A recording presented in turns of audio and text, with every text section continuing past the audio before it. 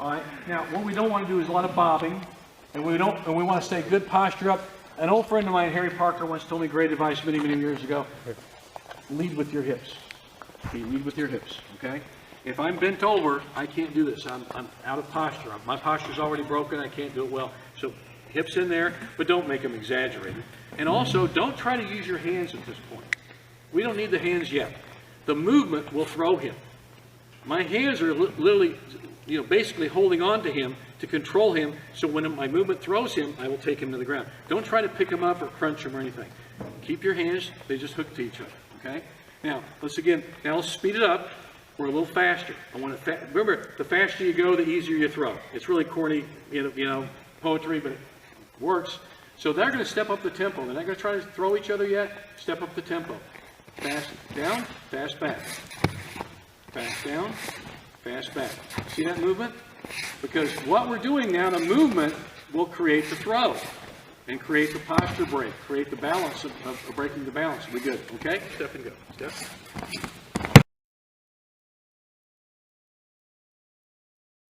Is that he controlled the tempo or the pace of the movement. How fast do you move them? I didn't do club. Remember, the faster you go, the easier you throw. Good. Step.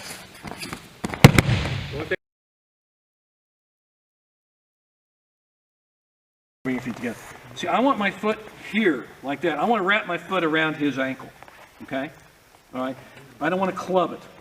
Don't kick him. You want to wrap and sweep. See that? It's a controlling movement. So, boom. See, you want to wrap that around there, like your hand wrapping around his ankle. That's very important. Now, what he did was very fundamentally important. Instead of swing it through like you shouldn't do. Don't do that.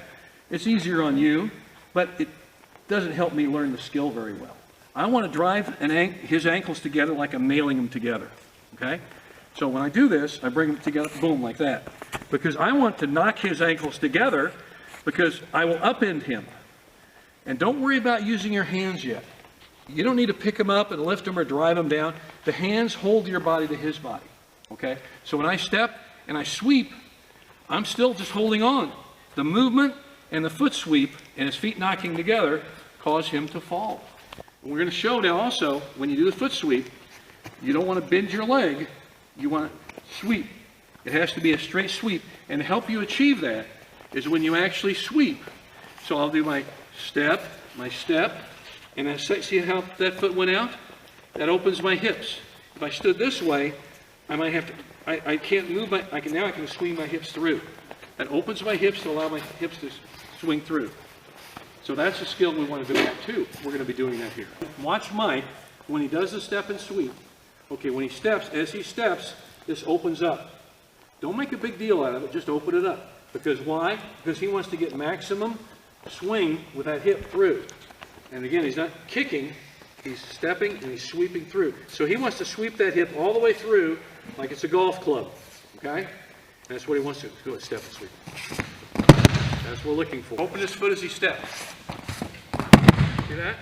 Nice sliding Okuri Ashi Barai.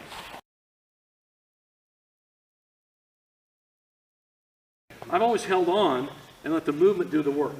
Now, did he pick him up and lift him like King Kong? Didn't need to.